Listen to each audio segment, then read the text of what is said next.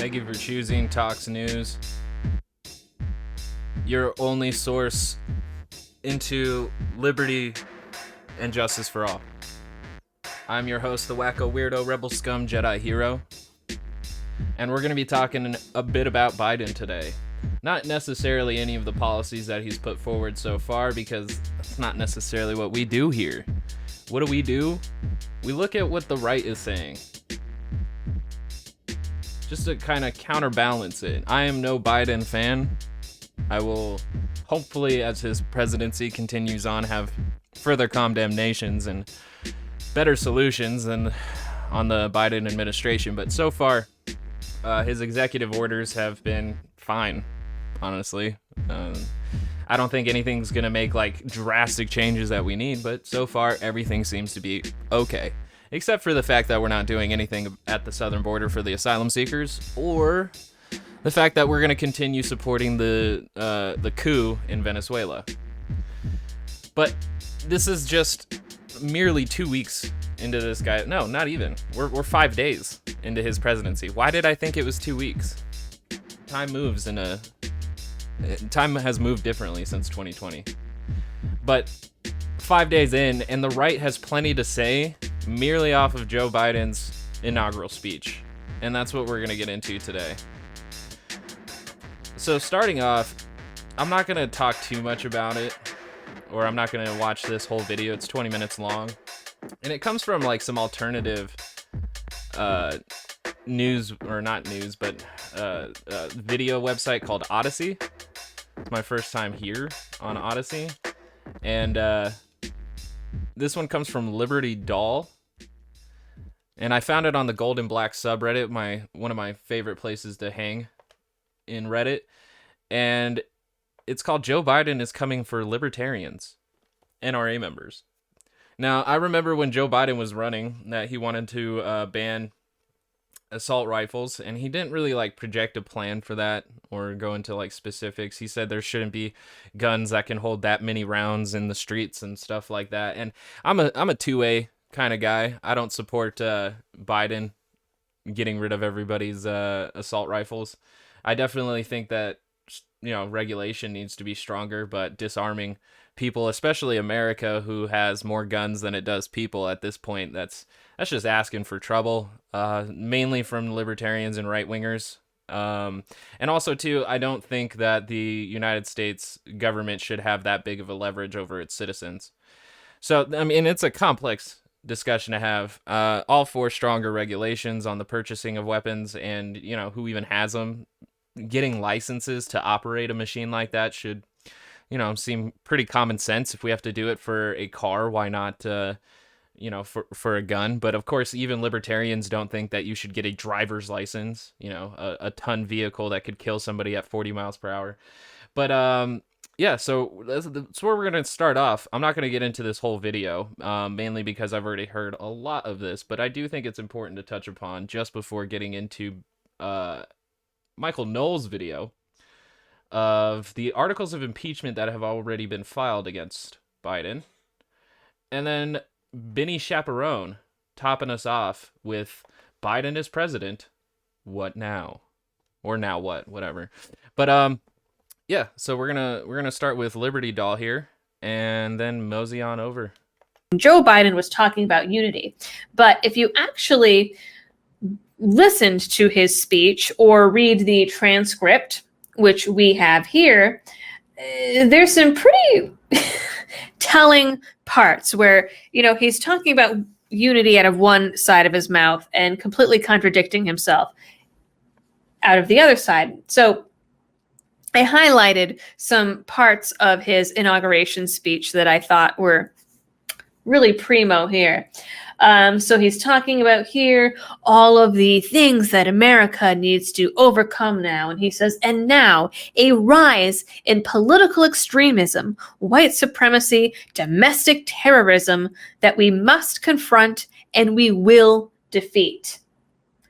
And then he says, oh, well, we need unity to overcome these challenges. Well, it turns out that it's not actually unity that he's going to be using to overcome those issues.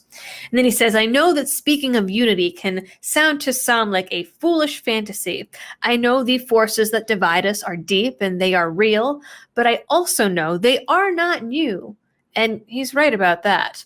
Our history has been a constant struggle between the American ideal that we are all created equal and the harsh, ugly reality that racism, nativism, fear, and demonization have long torn us apart.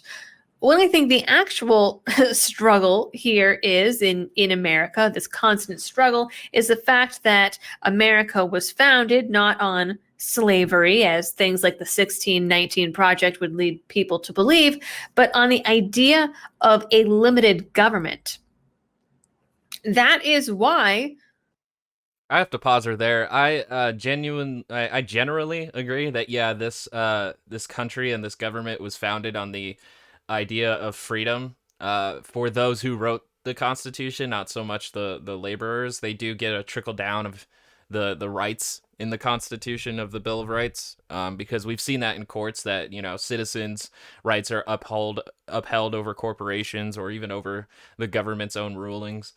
But to, you know, I the whole 1619 project doesn't, like, I don't think as soon as the first slave landed on America that founded America, it just, like, the documentations don't uphold that. But the through line that slaves being brought here as private property, and then 100 years later, a bunch of wealthy bourgeois merchants said that we want to separate from the kingdom in order to protect our private property, doesn't eliminate the fact that this land was also used to, like, own slaves. So, you know, the 1619 project isn't completely disposable, but it is something at least worth acknowledging, that our founding fathers were very intimate with private property, and at the time that meant people.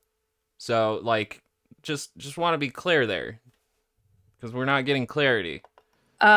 Folks came here in the first place for freedom.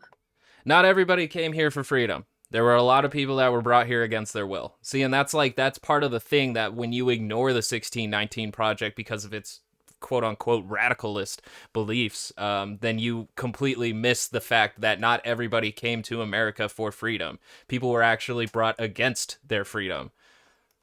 For liberty. And America was founded on those principles. The American government was founded on those principles of small, limited government that...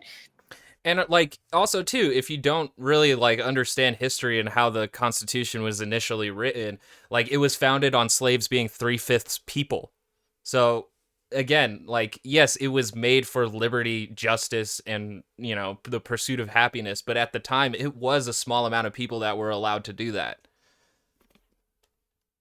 Really isn't allowed to do much, and yet here now we have this cancerous growth of a state that is overreaching into pretty much every aspect of people's lives. And unfortunately, what happened on January 6th is going to make that way, way worse. And it's already being used as an excuse to extend that reach and that grip that government has over our lives, and get its fingers in even deeper to the areas that it's already in. He says politics need not be a raging fire destroying everything in its path, which is probably not the best word choice. It's a pretty ironic word choice, actually, considering all of the riots and looting and things that got set on fire over the summer, including police stations and government buildings. I mean, hey, go for the government buildings. I don't care. At least that's the right target. But all the businesses that were burned down, raging fire, destroying everything in its path, probably not the best choice of words here. He says, yeah, so, like, a lot of this was brought out of context, and I'm glad she's okay with the destruction of federal property. At least she has, like, a standard of what riots can do. But like, nobody of common sense nature agrees with the destruction of small businesses. Nobody thought that would help the movement. Nobody thought that was a good idea. And we've known that for a while that there's provocateurs, like the guy in Minneapolis who started smashing the AutoZone windows was actually with the Hells Angels, the bikers who just went there to smash windows in order to start causing some shit. So like, you know, we can't always attribute every single act of vandalism to protest movements, because at a certain point, at a certain threshold of the amount of people, they do tend to lose control. But any common sense person who's actually there for the movement itself and for political action to come out of it, they know that destruction of private property, especially small business owners, is not going to help their cause. Now, the unfortunate thing here is too is that, like in his speech, it says politics need not be a raging fire, destroying everything in its path, and like that has to do with like a lot of the morphing of words in America, especially when it comes to politics, because a lot of our citizens don't necessarily have any poli-sci understanding. And the thing it is like politics is merely just the organization of ourselves. And so when we reach a divide like this, we have two political like parties or two political thoughts basically battling over of what politics is and what our organizing should be.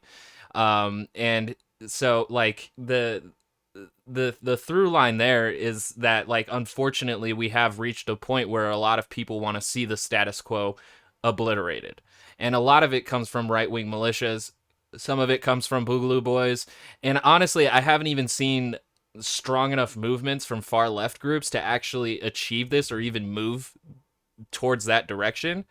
But yeah, I don't know. I had to take a pause there because there's just like a bit of missing context that when you say, well, that's funny because there were so many cities burning in the name of protests and riots in the name of Black Lives Matter. And it's like, that's not the through line. Like, that's not, like, those things did happen, but you're also ignoring the fact that, like, anytime BLM would protest, that cops would respond with tear gas and rubber bullets.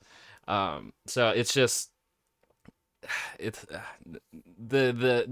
like her simplifying the situation of last year comes to the detriment of actual political movements that could benefit the working class and the most average citizen, rather than I don't know what she's really going for here, other than like, can you see how bad left-wing movements were last year and Democrats did nothing, and Democrats are part of the machine that's been gobbling up people. It's, I don't know, it's just not like, it's not great commentary on the speech itself.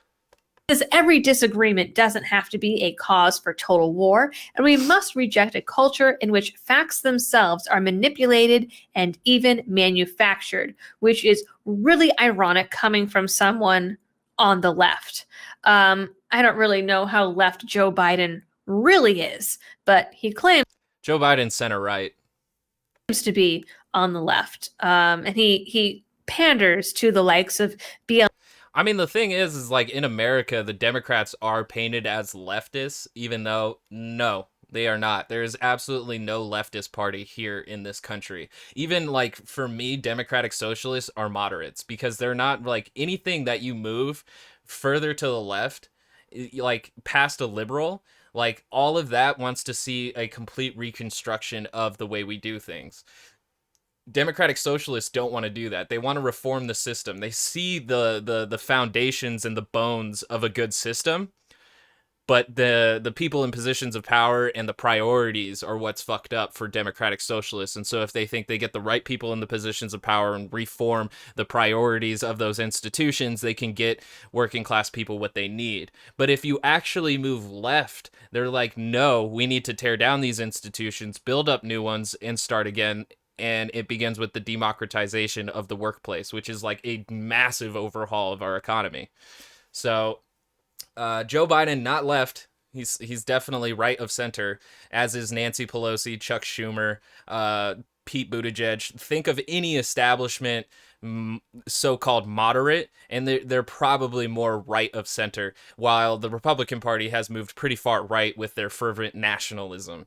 And the whole denial of a lot of information stems from the American exceptionalism. They extend their exceptionalism to their representatives that allows them to stretch the truth a bit and get their political agendas across. So again, just oversimplifying here. Like there's a very like myopic and surface level view of how things are going.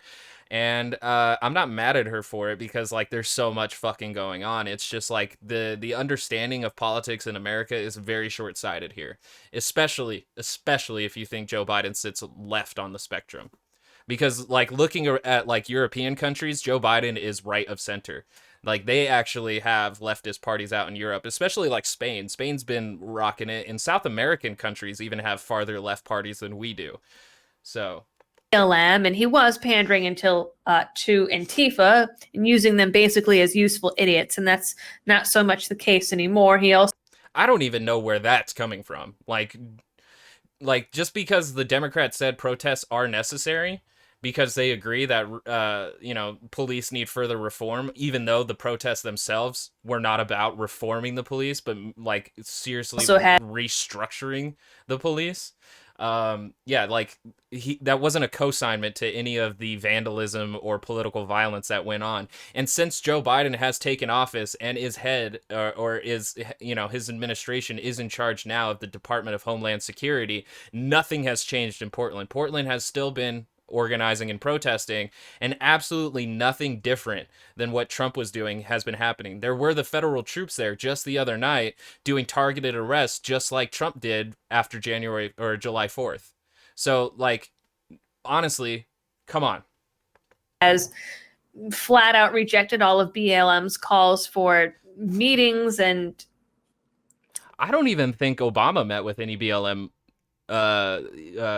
organizers. I know for sure Trump didn't, and I doubt any establishment like representative is going to, because they say like clearly on their website that they align with Marxist ideology. And if you co-sign that in America, you're going to get labeled Marxist until the day you die.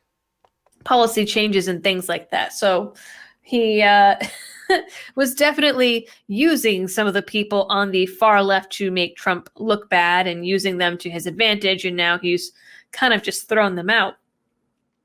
But I mean, everything.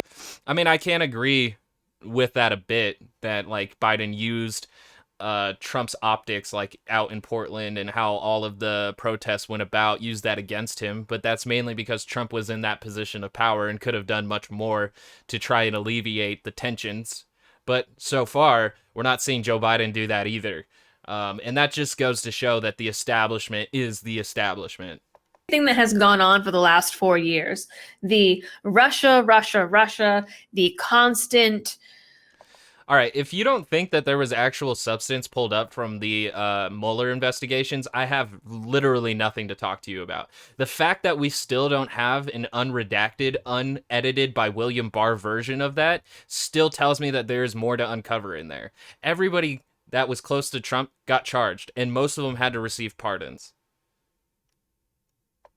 Disparaging of Trump supporters as only being white supremacists and racists. Don Lemon on that has been kind of like an optics failure of like liberal mainstream media, is to like say that everybody who supports Trump is a white supremacist, rather than just saying that they bump shoulders with white supremacists. You support the president who also is supported by white supremacists, because I don't think everybody that supports Trump is a white supremacist. They merely just ignore it because Trump does good on taxes and attacks China. Like they like the nationalism that comes out of it, not necessarily the racist bigotry that also comes out of it, but they're also willing to ignore it in order to pursue Trump's political agenda. So like I don't know. There's not much difference between being a white supremacist and a white supremacist apologist, but I feel like making that distinction would have at least opened the avenue for a lot of people to maybe think about what they're doing and if they should be supporting a president who is also supported by white supremacists and right-wing militias. But simply just saying that they're all white supremacists closes that door, and it even makes the people who are Trump supporters more stubborn and more likely to support Trump. So on, I believe he's on CNN, equated every Trump voter to the KKK. And yet they say, well, we need to reject a culture in which facts are manipulated and manufactured. I don't know what can really be more manipulated and manufactured by turning 74 million voters into supposed racists and Nazis. and that's where I'm gonna end this video segment because we're gonna get into Michael Knowles. But see how that ended up happening right there. She brought it up, and that's how exactly you get people reinforced into their ideas, is when you paint them as not what they exactly are. They're white supremacist apologists, or at least ignorant of the white supremacy elements in the Trump administration. But a lot of them might not actually have those implicit biases. Some of them might, and just kind of play this like game of denial. But like, in all honesty, lump sumping everybody who supports Trump with white supremacists is more likely to get them to vote for Trump just to spit in the eye of the mainstream media who does not actually understand them. And she played that perfectly. So awesome. That's awesome. Good for you, Liberty Doll. Release more videos and maybe I'll cover some more. But for now, we got Michael Knowles. Articles of impeachment filed already for President Biden. And I can't remember the lady who did it, but she's a QAnon conspiracy theorist, and she's not really in the realm of reality. She's merely just kind of throwing this out there, and Michael Knowles is going to build the case as to why it's a good idea. So let me get the right view here on the YouTube channel, Tox News YouTube. Check it out. Fuck. I suck at promoting. I'm the worst promoter in the world. But Michael, please take us on this deep and thoughtful political commentary journey. Now that Biden is showing his radicalism, we are seeing pushback already with one congressman, Representative Mark. It would be great if he could say what that radicalism is, because so far through all of Biden's EOs, executive orders, I haven't seen anything too radical. I don't know what he's talking about. But again, like, this is the whole thing. Like, I wish we had Bernie, because at least when they call him a socialist, they'd be closer to the mark. Marjorie Taylor Greene filing articles of impeachment against Joe Biden already. He's 2 days into his presidency now. She's already filed articles of impeachment. I think it's absolutely hilarious. Here is her reasoning. Filed articles of impeachment on President Joe Biden. We'll see how this goes. Now, I say that's her reasoning because that's basically all impeachment is going to mean from now on. I don't think anybody has I don't think anybody else has co-signed this articles of impeachment. But it's great that Michael Knowles gives her reason out, like, in a very short context video, in like so many ways that the right-wing media does, which is like taking things out of context. And they'll even do it if it's part of like their like, even if it's their party or their party members. And I don't know, this whole thing, without like actually bringing up her reasons with the Hunter Biden thing, then he can form the narrative as to why this makes sense without it, right? Because there's really nothing in the Hunter Biden debacle. I don't know what else to call it. Let's see here. There's not really even, there we go. I don't think that there's actually any co-assignments with Marjorie Taylor. Let's see. Yep, she's a QAnon conspiracy theorist. She has a long history of racist and anti-Semitic beliefs. She also claims that the school shooting in Parkland, Florida was a hoax. I feel like that's good context to give before giving her, like, her reason is just throwing it in. That's awesome. I don't think anybody co-signed it. I think she actually put it out alone, which makes this even dumber. Because usually you have like other representatives co-sign your impeachment to at least have a basis of support. She just did it by herself. That's dumb. That's dumb. And so Michael Knowles says that it's like good enough to put it forward because that's what we did with Trump, which means that he actually just ignored like all of the, I don't know, actual implications of Trump's actions for his impeachments. Both of them. I think the legal argument has something to do with the massive evidence of his corruption in China, which was suppressed by the big tech companies before the election, the Hunter Biden scandal. Okay, so he did reference it. And so that means that every other news website that has been covering the Hunter Biden quote-unquote scandal or quote-unquote corruption has done most of the work for Michael Knowles, so that all he has to do is reference it. You know what he's talking about. We can continue the conversation. But again, multiple intelligence agencies said that there is nothing in this allegation. Nothing. And I would love for Biden to have some corruption charge and actually face accountability for that, just as much as I would for Trump, just as much as I would for Obama, just as much as I would for Bush Cheney, just as much as I would for Bill Clinton, Hillary Clinton. I would love for people in positions of power to be held accountable, but it has to stand on the ground of actual evidence of wrongdoings. Trump has that. That was completely shut down. You couldn't even message the article because they wanted to throw the election for Joe Biden. And then only after it didn't matter anymore did they finally reopen that. There was a study that came out from the Media Research Center that I think it was something like 14% of Biden voters could have changed their vote had they known about that scandal. So that's, I guess, ostensibly the legal basis, but that's not really it. If they had known what about that scandal, though? What if they had known that it was brought up by the right-wing media, but multiple intelligence agencies found nothing in it? Would they have still considered to change their vote, or did they merely ask, hey, did you know that Hunter Biden had a hedge fund company where he invested Chinese money and made something $1 million, and Joe Biden was vice president at the time?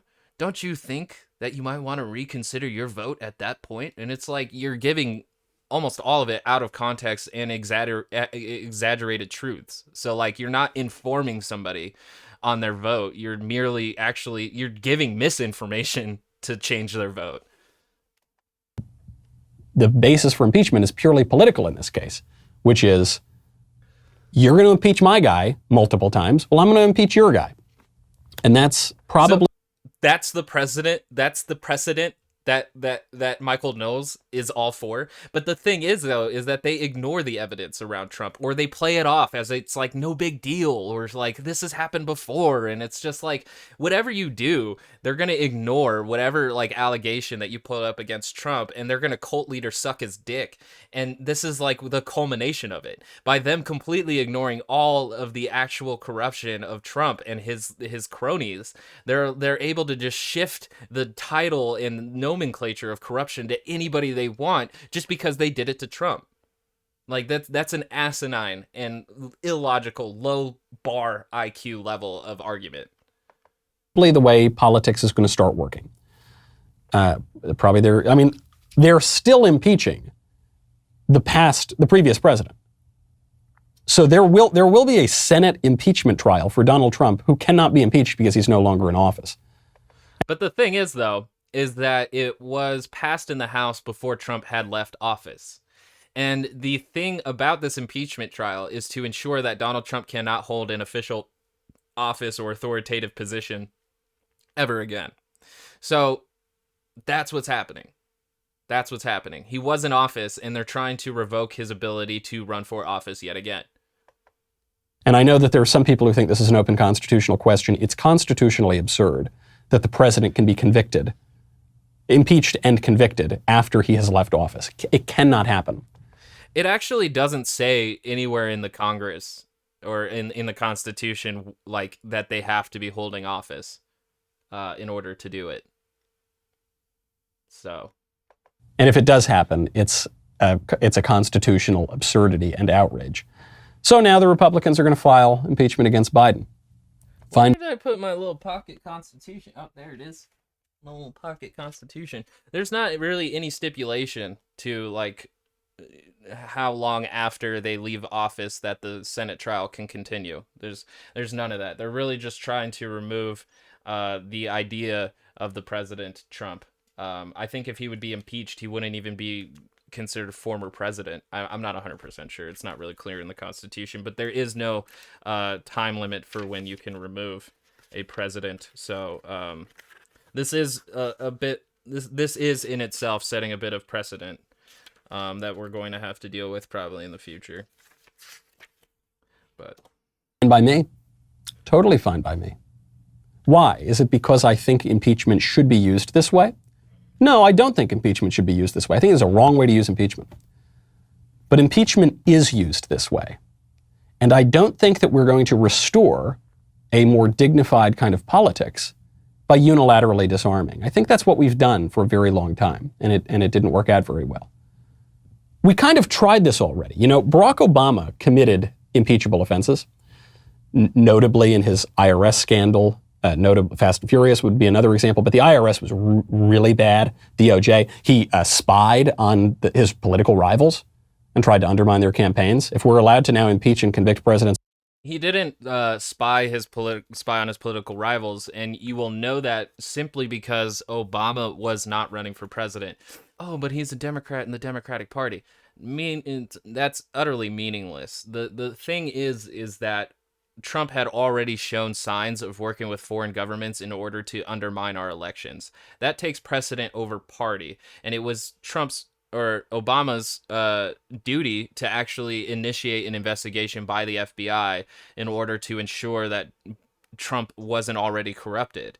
And if you honestly disagree with that, even after Trump won the election, then and you buy into the narrative that it was spying on him in order to help Hillary Clinton, that's just it's so ridiculous, especially with how much effort from the establishment went in to cover up that. So yeah, that's you can't impeach Obama by going through official channels in order to ensure the integrity of a candidate for presidency. And there's not anything about it in there either. I think Nixon had done the same thing, but Nixon also was charged with the breaking and entering of the Watergate, and then also having a bunch of people lie for him in order to do that. I don't think he could have used the FBI to do that because it would have been even more blatant. And then on top of it, yeah, obstruction of justice was one of the bigger cases against Nixon. So, yeah, Obama did it right out in the open because it was through official channels. Yeah, I don't know what the IRS scandal he's talking about with Obama. Let's see.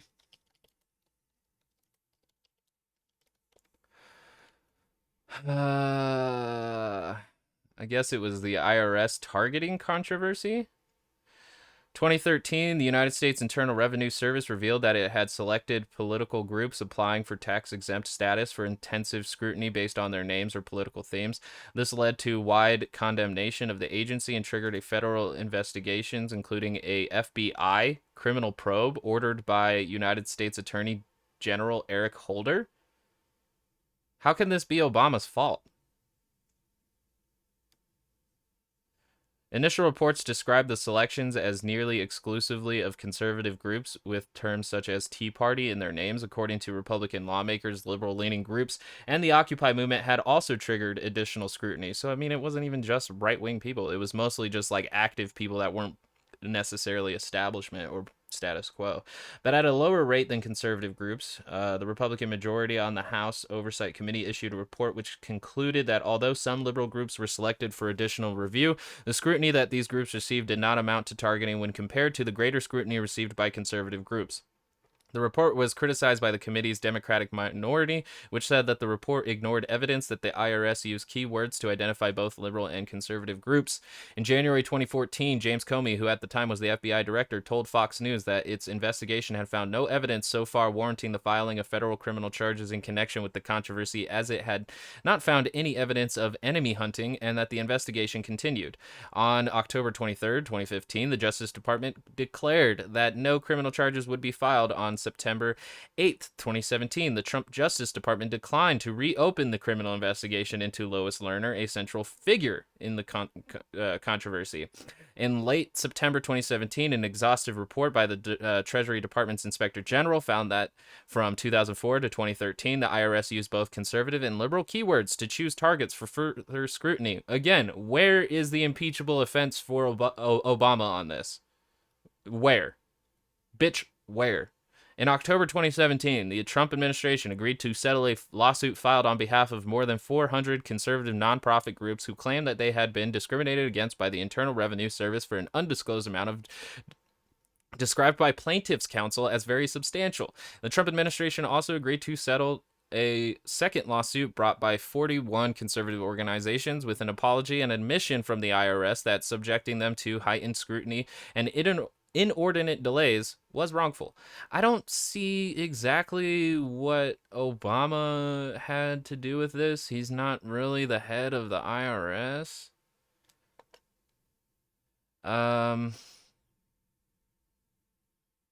Yeah, see, 4 days after the Justice Department closed its investigation, 19 members of the House Oversight and Government Reform Committee, led by the committee's chairman, Jason Chaffetz, a Republican from Utah, filed a resolution to impeach IRS Commissioner John Koskinen.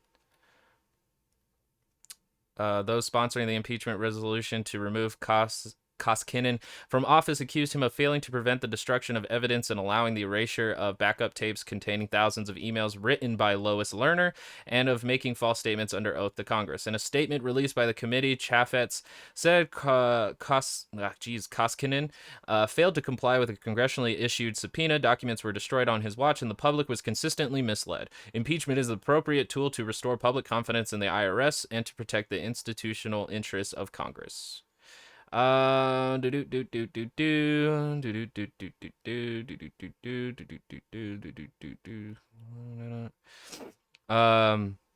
Representative Cummings said in a statement, "This ridiculous resolution will demonstrate nothing but the Republican obsession with diving into investigative rabbit holes that waste tens of millions of taxpayer dollars while having absolutely no positive impact on a single American. Calling this resolution a stunt or a joke would be insulting to stunts and jokes." Oh, man. So apparently even like Democrats at the time had accused the Republicans of kicking up storm, which like they do all the fucking time. But yeah, it appears that like none of this had anything to do with Obama. So like just bringing this up vaguely, of course, is just it's so useless and it does nothing for any of this discussion. But if he could come up with something a little bit more concrete, that would be great. But it seems that most of this doesn't even really have to do with Obama. He further said that this threw doubt on.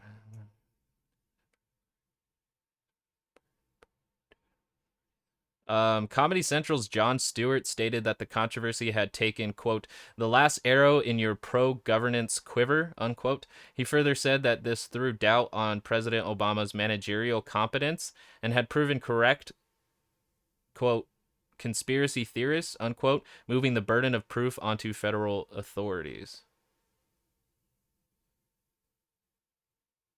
I don't know. I don't really see the through line here from Obama to the IRS yet.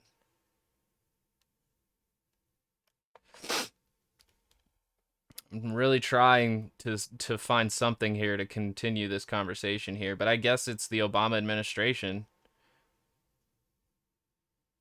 But they never found any proof that Obama had anything to do with it specifically, and Obama's FBI also found that there was no wrongdoing.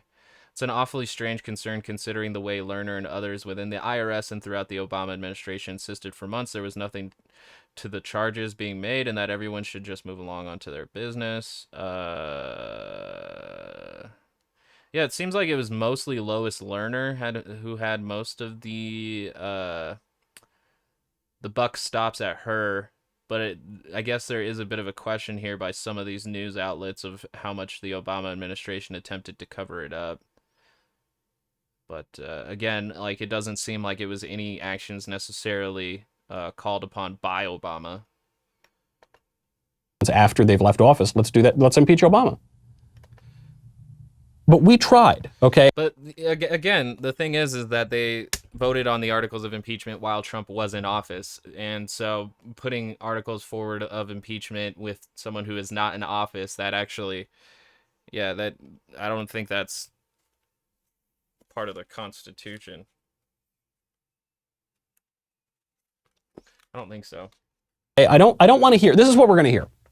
They're going to say Republicans started all of this because in the 90s they impeached Bill Clinton over some eccentric activities in the Oval Office, a private matter.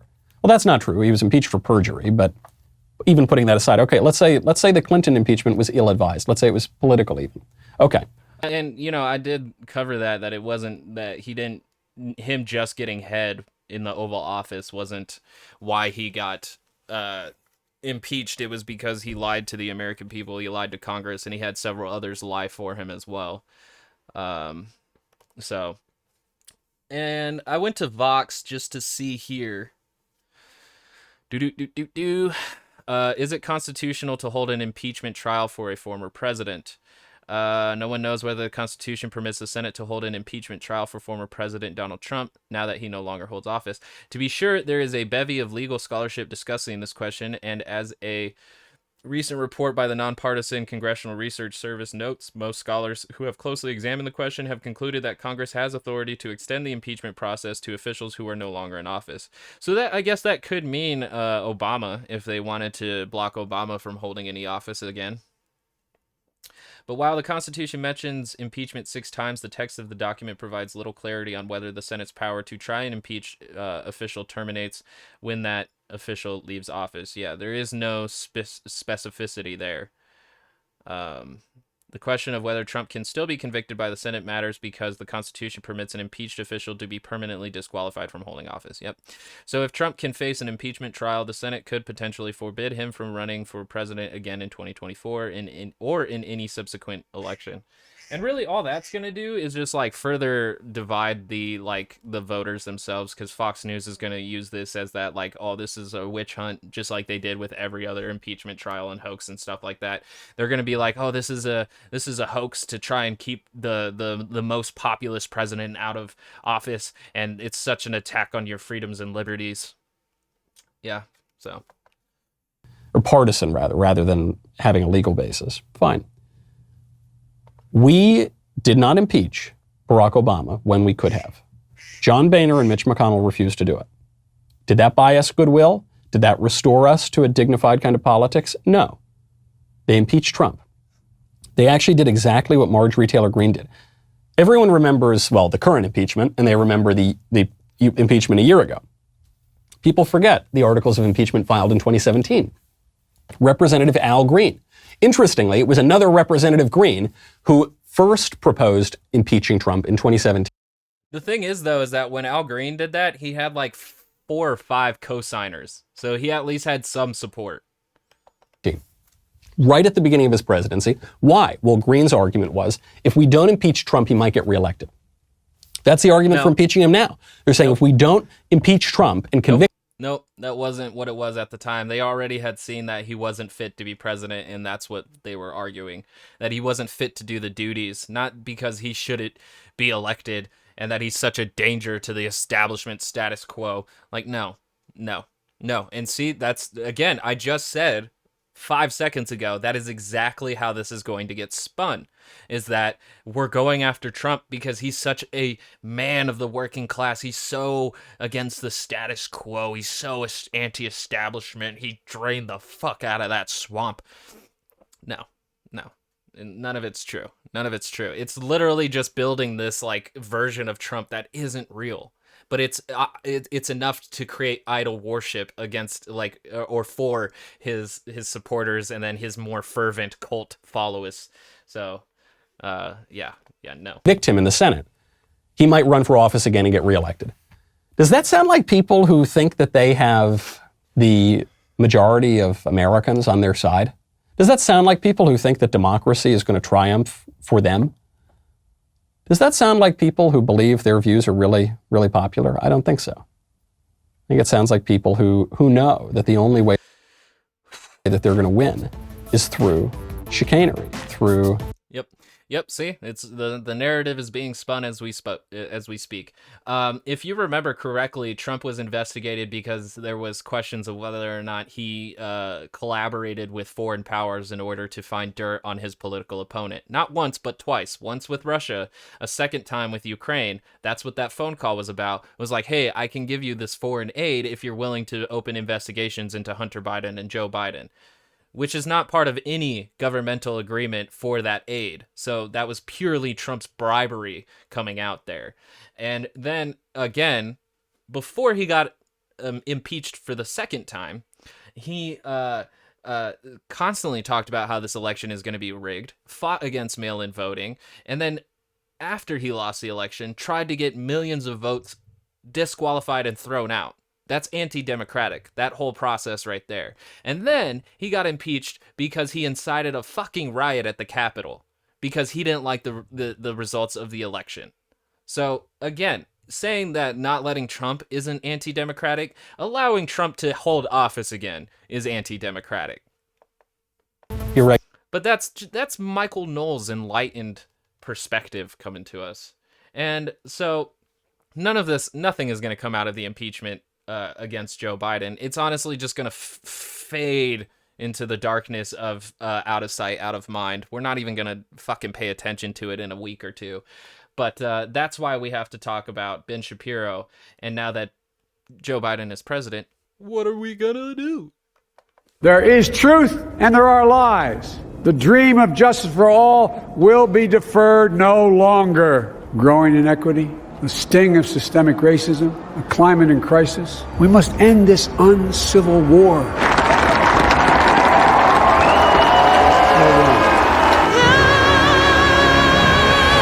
It was mainly kind of pablum. But here's the thing. When people use deliberately vague terminology, like unity, without defining what they mean by unity, when they use deliberately vague language, like truth versus lies, but they don't define what they mean by truth and what they mean by lies, and when they say that there are a bunch of crises... God damn it, Ben. We're like 39 seconds into this. If you don't understand simply truth and lies, these are very understandable concepts. Like, and he is supposedly the cool kid's philosopher who doesn't understand what somebody means when they say truth and lies. And honestly, if you don't get what unity means either, which means working together, cooperation, like you just look at the definition of the word, you can know what Joe Biden meant.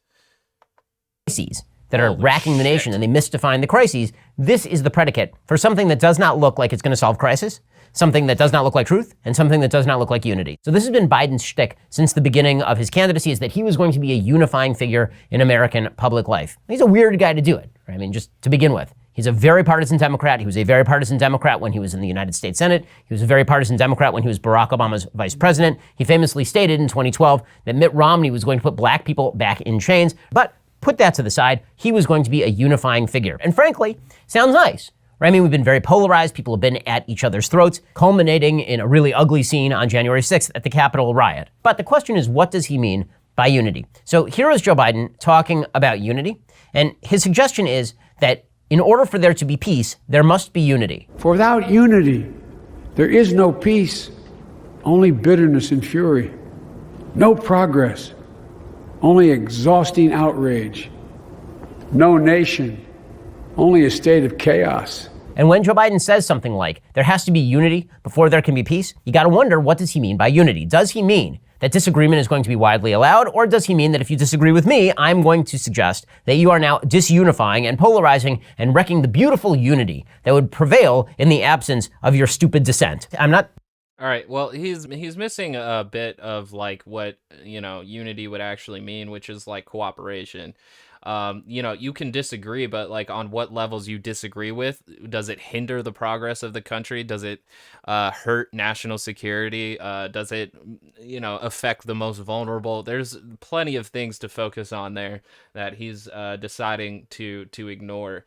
And I don't know, like, disagreement doesn't mean like really mean like a fracture in the union. It just means that there's more kinks to work out. But of course, like, Republicans are all about having their way or the highway. So, judging Joe Biden this early on, I'm asking whether Joe Biden is going to side with the left, whether he's going to side with the Democratic base, or whether he actually means what he says, and he presumes that he is going to uphold basic American principle and then dissent within that principle. Okay, and that brings us to number 2. Okay, again, a vague statement that can be interpreted a couple of ways. He talked a lot about truth versus lies. Recent weeks and months have taught us a painful lesson. There is truth and there are lies. Lies told for power and for profit. The problem, of course, is that, again, when it comes to our politics, there are a lot of folks on the left who don't agree with that. They just agree with what they agree with. To folks on the left, it is a simple fact that America was rooted in racism, for example. To a lot of folks on the left, it is a simple fact that the police are systemically bigoted. To a lot of folks on the left, it is a simple fact that the gender pay gap is due to instinctive and ingrained American sexism, right? All of these are considered facts. Now, everything I just said, each one of those statements is an opinion. It happens to be based on very scanty evidence. When Joe Biden says that we have to distinguish between facts and lies, does he mean that in the very real sense in which 2 + 2 = 4 and 2 + 2 = 5 are not the same? Or does he mean things I disagree with will be considered as though they are lies, and things I agree with will be considered as though they are facts? This is a very, very important question, because during the Obama administration, it was very much the latter. Okay, which brings us to the third. I mean, the thing is, though, is that, he's really simplified all of those issues. And of course, he said that the left thinks all of these things are facts, when really you need to have a discussion with somebody who's really politically active and well versed in these issues to have like an informed opinion. But, like, him then skirting away from like the leftists think these are facts, and then him going, these are matters of opinions. Boom.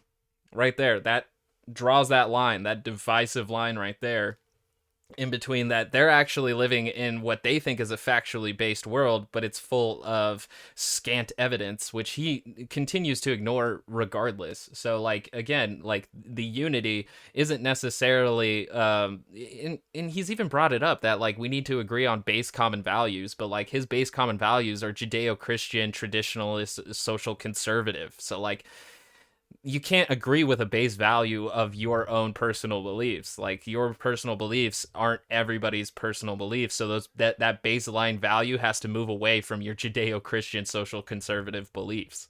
It has to at least move a little bit to meet in the middle of people who are a bit more progressive in culture that is constantly changing. Theme of Biden's inaugural address, and that was the crises that America faces. A cry for racial justice, some 400 years in the making, moves us. The dream of justice for all will be deferred no longer. Okay, that is a political statement. It is not an objective statement of fact. There is no crisis of race relations in the United States other than the opinions that people hold about race relations. And the solutions that he is going to propose for that, as we will talk about in a second. So then, yeah, he's Ben Shapiro is just merely ignoring like the actual issues that the minority population faces in this country, which is like poverty and police brutality being two major ones. So like, and like Ben Shapiro, when he hears those things, it's not necessarily a fault of the system. 200 to 400 years of plight on the African American community that has less to do with it than your personal choices. And that's part of Ben's shtick as well, so that's cool. Are going to verge on the racially discriminatory themselves. And then finally, he talked about climate change as an existential crisis for the United States. The solutions that he has proposed to climate change are utterly ineffectual. He has yet to prove that it is a crisis on the level of the immediate. And if he is talking about the crisis that... If Joe Biden has to prove it to you, then you obviously ignore the science. And I mean, like, Ben Shapiro said, if sea levels are rising and that worries you, then move. And that guy had, like, the perfect response to that. Move where, Ben? Like, you're going to sell your house that's being drowned by rising sea levels to who? Like, come on. And he's still, like, doing this climate denial. Like, the science... The evidence is there. You don't need the president who acts on that science and evidence to prove to you. You need to use your objective eyeballs. Is supposed to occur over the course of the next 100 years. He has not proposed any solutions that are directed towards solving. Two years ago, scientists came out and said we have 12 years to mitigate the worst aspects of climate change. All right, so we're down to 10, and the thing is that needle can move as we do less. So yeah, Ben Shapiro obviously ignoring facts because he feels that Joe Biden isn't doing enough. That crisis. Those are the themes of his speech. Unity, which is, again, an empty vessel. It's got to be filled in. Facts versus lies. Empty vessel has to be filled in. And crises, 2 of the 4 that he mentions, are controversial to say the least. Which brings us to the second issue here. So for a guy who is unifying, you would assume that he would find some consensus policies, and then he would build around those consensus policies. And there are certain areas of American life where there happens to be fairly wide bipartisan support. Biden, with his initial executive orders, is jumping precisely into the areas where there is not significant American bipartisan support. So to take a perfect example, he has decided that he is throwing out the 1776 Commission. This was a commission begun by President Trump. It was meant to rebut the 1619 Project, which is a fictionalized piece of propaganda put out by Nicole Hannah-Jones and the New York Times. The basic idea of which is that America is rooted in and steeped in racism and bigotry. So Trump put together a commission. Yeah, we had like over 200 years as of the founding of this country, 200 years of slavery. And then we had like another 100 years closely of Jim Crow laws. And then eventually black people were allowed to vote. But again, like they still face implicit biases through people who hold positions of power. And so what the 1776 Project tried to do, or 1776 report tried to do, was obfuscate the origins of racism in this country. So, and it's on the level of lost cause revisionism, like imagining the Confederacy as these heroes and bastions of American, just the bastions of American ideology. So like, yeah, no, Ben, no. And that's part of the problem, is that you disagree with the history of this country. And so you can't agree on baseline policy values that can help move us forward away from it. That was supposed to re-inculcate American values and rebut a lot of those ideas. Biden's killing that one immediately. He has suggested that he's going to simply stop enforcing immigration laws in certain ways, the same way that Barack Obama did, so as to make it a lot easier. Obama deported more immigrants than Bush did. And he also kind of started with a lot of the conditions that we saw at the border. But child separation wasn't quite on the level that it was since the Trump administration. And I actually haven't seen too much from the executive orders on Biden of like what he's actually going to do to really change the policies and protocols at the border. So I don't know what Ben's talking about. To illegally immigrate to the United States. He has suggested he's going to jump right back into the Paris Climate Accords. The Paris Climate Accords are maybe the most useless piece of paper ever written upon. They basically suggest that a bunch of nations are going to commit to targets that they have no proposals for actually hitting, but the goal is to shame everybody who is not a member of the Paris Climate Accords. He's appointing... It's the same thing as having a human rights council. Now, I would argue the fact that the Human Rights Council is pretty ineffective, but the thing is, though, is that you have to have major powers agree on baseline common values, Ben, in order to get things done, especially with something that's a global crisis. Like, that's why we shouldn't have left the World Health Organization, is because we needed to work with every country in order to control this pandemic. So again, like, he's not agreeing to baseline common values with the rest of the planet. People who are unqualified for their positions solely on the basis of their identity groups. He has a new Assistant Secretary of Health and Human Services who is transgender. That is the only headline that is positive about this person. This person also happens to have been the Secretary of Health and Human Services in the state of Pennsylvania, who shipped COVID-positive old people back into nursing homes. So on the con side would be killed a bunch of olds. Yeah, they did do that. A lot of not nations, but a lot of states ended up doing that, and I don't necessarily agree with that move whatsoever. So I just, nobody agrees with moving COVID patients into nursing homes, but yeah, I would have to do a little bit more research into that specific event, but I'm at this point, just because I don't have enough information on it, I'm gonna have to take Ben Shapiro's word on it, and that really tastes bad. It tastes bad that I did that. in Pennsylvania via COVID. And on the pros would be, is a man who believes that he is a woman. We have heard from Janet Yellen and people in the economic side of the Biden administration that they wish to immediately rethink American policy on the basis. So that's what he was probably talking about with the immigration thing, was that Biden had reversed the Trump administration's restrictions on U.S. entry for passport holders from 7 Muslim majority countries. But again, not being specific just makes like conservatives think that there's this like invasion of immigrants coming in, and that scares the bejeebus out of them. Of quote unquote racial equity, which is to suggest discrimination, right? Because the idea here is not that we are going to try to create a functioning economy that works and that generates prosperity. The idea is going to be that if there's inequality between racial groups, that can be rectified by redistributionism between racial groups via economic policy. Right? We've heard that Joe Biden wants to put back in place the entire team that negotiated the Iran nuclear deal, a deal that was... Can you imagine like how much Ben would lose his mind if Biden actually said we're going to support restitution or reparations for the black community?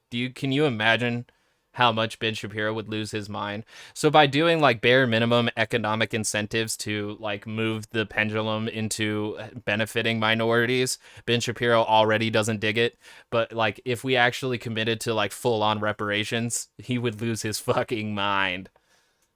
In fact, so damaging to a lot of our allies in the Middle East that it ended up almost solving the Israeli-Arab dispute because so many people hated the Iran nuclear deal. And his allies in Congress are encouraging him that if he can't get congressional support for this sort of stuff, as James Clyburn suggested, he should just go ahead and do it from the top. If they're going to be recalcitrant, if they're going to throw up roadblocks, go on without them. Use your executive authority if they refuse to cooperate. Is that unity? Does that sound like truth versus lies? That brings us to...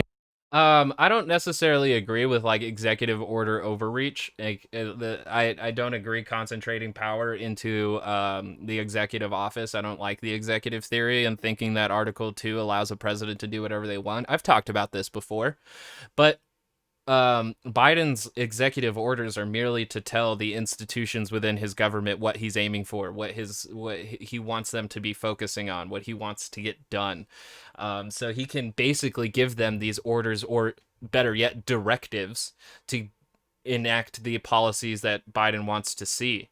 That's essentially the power of executive orders, but it's not like he's not going to say Congress didn't pass this money, so I'm going to do it through an executive order, because that's unconstitutional. So just because one guy advocated for something doesn't necessarily mean that Joe Biden sits there and watches CNN like Trump does Fox and Friends and then goes and follows what they say. To the final question here, which is, okay, what do we do about it as conservatives? What do we do about all of this stuff? Alrighty, so Joe Biden tends to put me to sleep. I mean, he tends to put himself to sleep. But if he puts you to sleep and you actually need to stay awake, oh, no. You need coffee. And that midway through an advertisement. God damn, Ben. Just shilling right in the middle of a segment. Ugh. Love it. I gotta skip through all of this. What a shill. What can we do? Literally every major institution in American life is now run by people who are censorious, people who do not like your opinions, people who wish to ostracize you and extirpate you. It depends on what your opinions are. It really does. It really, really does. Don't just say that like as a conservative, people are out to get you, because we've already covered that as well on Tox News. Like it's a hyperbole exaggeration in order to make the victimhood for conservatives a talking point. So like, come on, Ben, you're better than that. No, you're not. In some cases, from American public life. Corporate America is dominated by people who are willing to go along with the woke and purge you if you disagree. The media.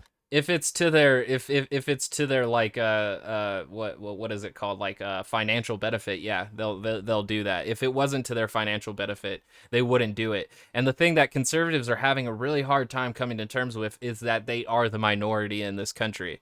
Not as minor as like the far right wing, but like conservatism is like below Democrats. Democrats have more voters and support, and then the further left does help Democrats in certain aspects, especially with the Squad, because the Squad does, through their democratic socialism, try to alleviate some of the worse outcomes of capitalism in America.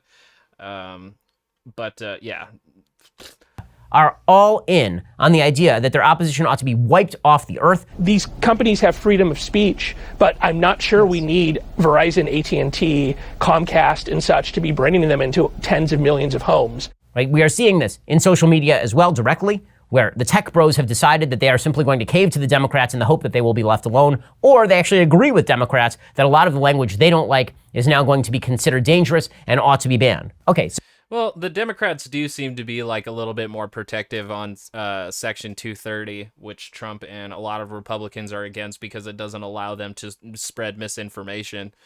So there's that. I don't really think it's like the big tech bros siding with the Democrats to get both of their agendas done.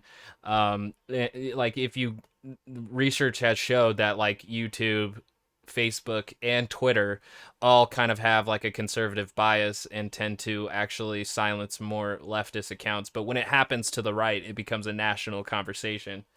So what do we do about it? One, make sure that you actually get out and work for Republican congressional candidates in 2022. There is another election coming up. The party out of power typically does very well in the off-year elections. Right now, the Democrats have the slimmest governing majority in the House of Representatives in several generations that can easily be flipped. And they need to use it. They need to use this time to really show that Republicans are not a viable option whatsoever.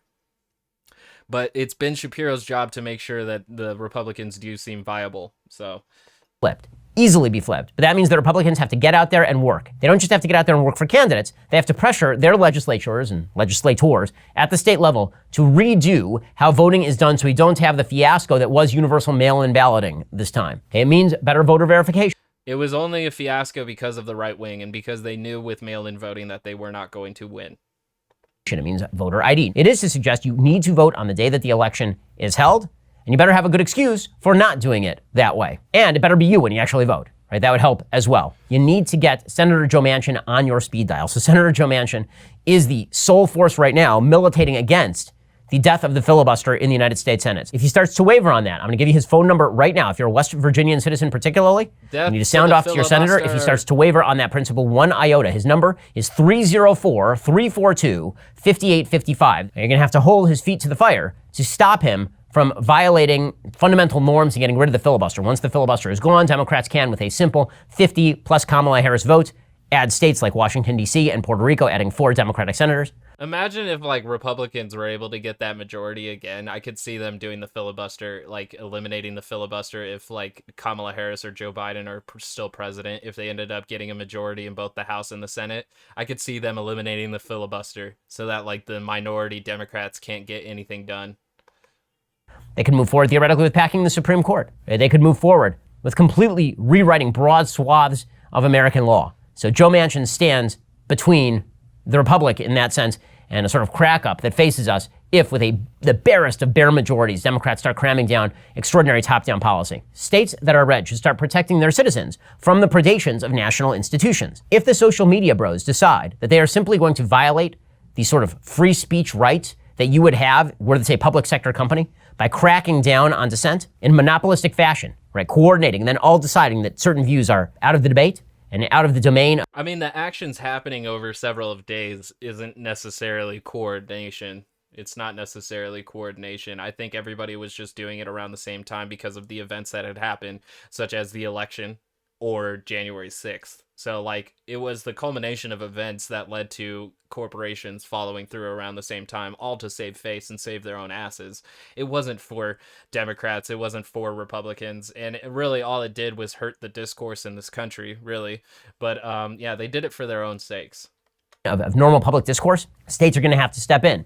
You've started to see this in some states, proposals being put forth that any ISP that discriminates, any cable provider that discriminates on the basis of politics, any social media network that discriminates on the basis of politics will not be able to operate in a particular state. That restrictions will be placed on those companies. I'm not a fan of using this sort of interventionism with regard to these companies. But if the companies have basically centralized all the power to control your speech in the public forum, then I don't see a whole hell of a lot of protections outside of state governments, especially.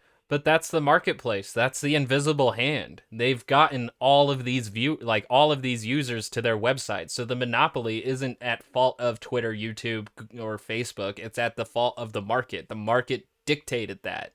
So now Ben Shapiro's against it because it's not working in his favor.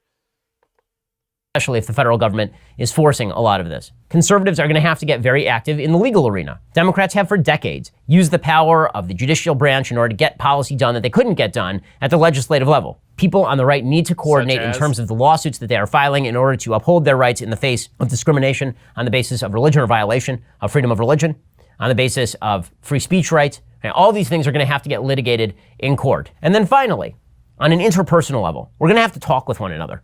We're going to have to stop hunkering down in the silos that we've built for ourselves. And we are going to actually have to start talking with one another, convincing one another, treating each other with respect. Weirdly enough, that's exactly what Joe Biden advocated for in his inaugural address. I hope that he takes it seriously. I certainly do. And I hope that we have those conversations. If we do, then I think that the next few years could actually be bright. I think that we could actually start moving beyond the partisan polarization that we have seen. I don't have a lot of faith that that's what's going to happen, but I think that if you engage with your neighbors and with your family, then that is the best possible outcome, and that will shift hearts, and that will shift minds, and it will make people more conservative over the course of time. Final note. But that's also true for like anybody participating in activism, that face-to-face conversations tend to convince more people than Ben Shapiro does. Ben Shapiro and his ilk are really there only to reinforce the already existing beliefs of conservatives and right-wing members, where face-to-face conversations with real people tend to convert more people into political parties and such like that. Me here, I guess what I do is merely to try and unweave the narrative that is spun so that we at least get clarity of what the right wing is focused on. So I'm not really here to convince anybody so much, but like when I have the opportunity to bring up better solutions or better answers, still gonna do it. So there's one other thing you should do, and that is you should support alternative institutions to the institutions that exist and are discriminating against conservatives and intend to crack down on conservatives. If you don't like the establishment media and their sycophantic approach to the news, their activist approach to the news on the left, support places like Daily Wire. If you don't like what Hollywood is cramming down upon as if Daily Wire wasn't sycophantic for the right wing. Okay. On you in terms of values, don't support them, take your money elsewhere. If you want to fight back against institutions that do not share your values, you're going to have to build your own. This is not my preferred state of affairs. And this is also like a good talking point for the left. The left, like, and I'm not talking Democrat, moderate, liberals. I'm talking about the real left in this country has to do a better job at organizing institutions so that we can hold positions of government accountable through democracy and through the power of people. So the left has a lot of building to do here, but the thing about the right is that they actually do have the institutions on their side. They have plenty of power. The Republicans are not knocked out of power completely, so they still have like incredible amounts of avenues to pursue their actions. So but I got to give credit to Ben for telling them, well, if you want things to change, to take direct action, which I agree for the left as well, that if the left wants to see significant changes, they have to organize. We have to have organizations that are out there for working class rights, human rights, civil rights, and all the issues that span across the environmental rights, the immigrant rights, all of the blah, blah, blah, blah, blah, blah, blah. Affairs. I would prefer that all of these people just butt out of politics entirely, and then we can have robust debates at the water cooler. But if American life continues to grow more and more political in each and every arena, there's only one choice, and that is to create alternatives. As every other, I hate when they use the word political in space of partisanship, because that just kind of like muddies the definition of political, because like we really shouldn't have this negative view towards the word politics, because politics is the word about our organizing. I think it's important that we look at the definition here, because they're always exchanging it for partisan.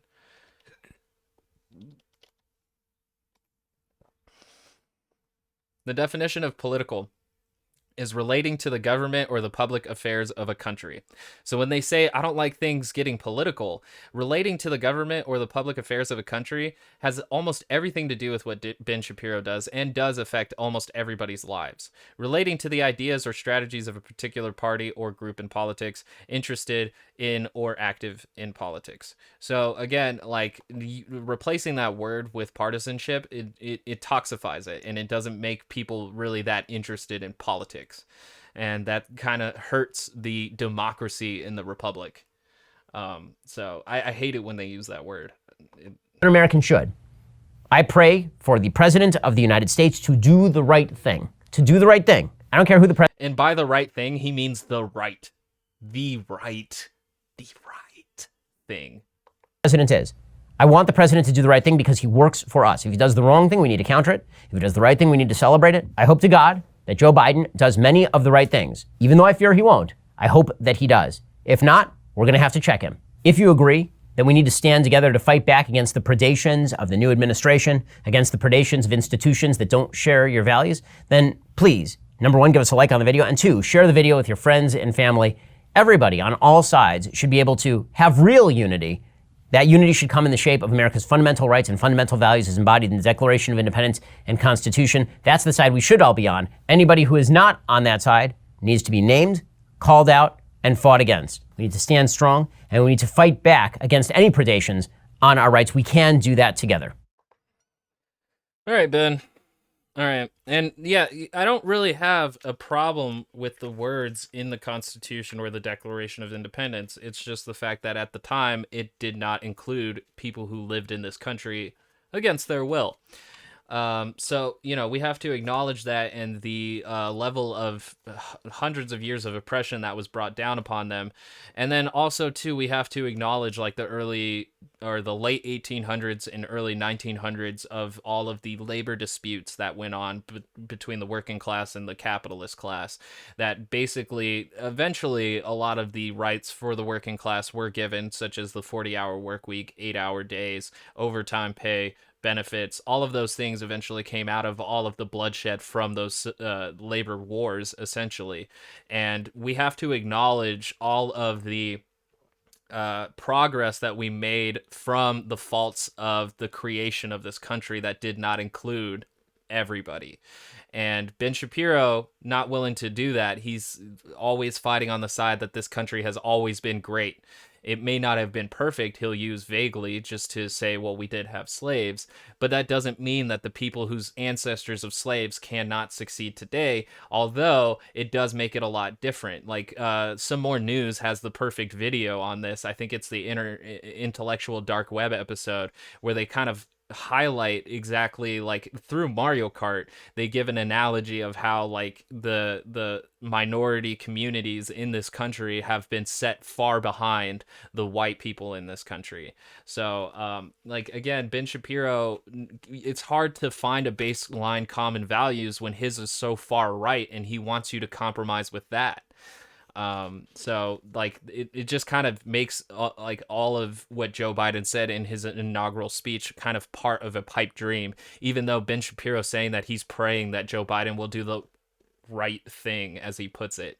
So without Ben Shapiro giving leeway and acknowledgement to a culture that has changed is changing and then will further change, he's just standing there. He's acting like a stone wall to any actual progress to this country, especially if it's left. If it's actually a socialist revolution, that would take Ben Shapiro even further into the right, probably in the idea that we need to have an authoritarian in order to smash the socialist revolution that's trying to hand the means of production and democratization to everybody.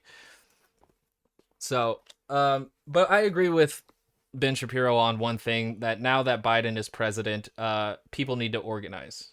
They need to protest, and they need to create their own institutions that can rally everyday Americans to hold the government accountable. I don't think it should be conservative values, because conservative values have become traditionalist socially conservative, exclusive, and like really fundamentalist. So I'm really hoping for like the left to realize that we have an opportunity here to build coalitions and like organizations and opportunities to really fundamentally change this country from its right wing direction. Like it is going right wing, even though we have now a so-called Democrat president. He wants to compromise with the Republican Party, which will more likely, because they're closer to him, move Biden farther right than it would actually further left. And the only way to actually move him further left is to have strong coalitions of working class people in order to do that. Because Democratic Socialists will do their best, but they still don't have enough bargaining power or enough representation in the government to actually enact most of their policies. Medicaid for all, Green New Deal, and all of that juicy goodness. So we have to create organizations here at the bottom level in order to push people hopefully into that democratic socialist aspect, so that we can start at least alleviating the most troublesome parts of capitalism, especially late stage capitalism at this point, and try to avert a lot of the austerity policies that neoliberalism is going to put out.